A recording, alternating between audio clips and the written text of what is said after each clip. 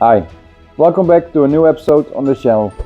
If you can see, this year in October 2024 we are going back to the United States.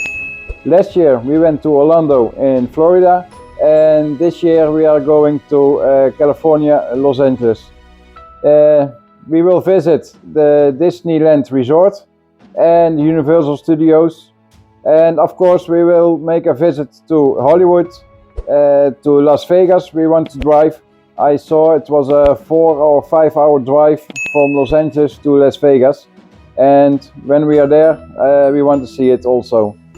The planning for now is 5 days in Disneyland Resort, 2 days at Universal Studios, the 2 or 3 days at Las Vegas, and meanwhile we are looking around in Los Angeles and Hollywood. And if you want to see something there, if you have some tips, tricks, and things that we must see there, please contact me and we will go out and looking for that.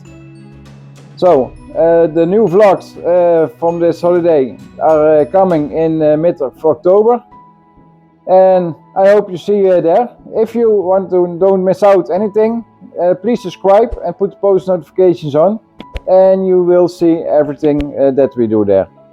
Thank you for now, and see you next time. Bye bye.